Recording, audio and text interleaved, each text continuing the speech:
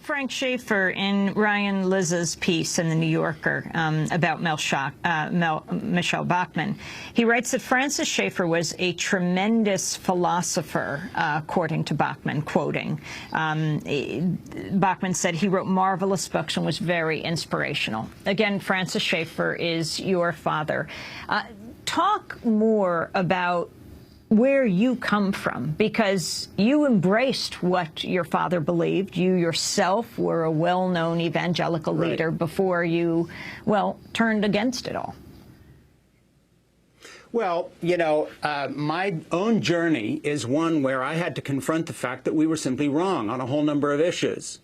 And this began in 1984 when my dad died, and like some North Korean despot, I was becoming his sidekick. You know, evangelicals and the North Korean government have this same idea, and that is that fathers pass on the mantle to their sons or families, or at least the mailing list. I was following in my dad's footsteps as someone in my young 20s. And but from about 1984 on, and certainly by 1990, I had jumped ship. And I guess I can just put it this way. It struck me in many areas, but one principally in terms of politics, that the religious right that I was part of is fundamentally anti-American. They hate this country. They wrap themselves in the flag, but they hate America as it is. The America that embraces gay people, is multicultural, is a homogenous society that seeks to incorporate all races and ethnic creeds into its culture. The America they love is the, quote, Christian America that they keep harping back to, that people like Rick Perry, Michele Bachmann, Sarah Palin, George W. Bush, etc., all want to take us back to.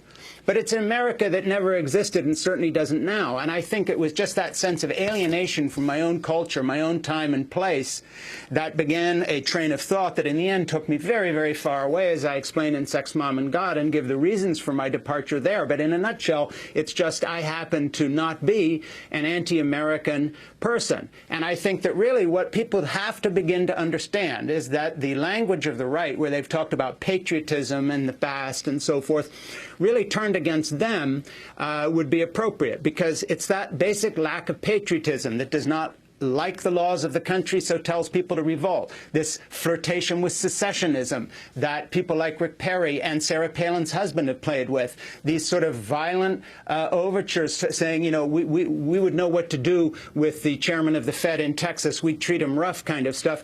You know, this is the language of people who are unpatriotic, essentially hate their country, want to defund the U.S. government completely, and in the best of all worlds would literally overthrow our system of government. Well, Frank Schaeffer, I want to thank you for being with us. We will speak again soon. Frank Schaeffer is author of Crazy for God, How I Grew Up as One of the Elect, Helped Found the Religious Right, and then lived to take all or almost all of it back.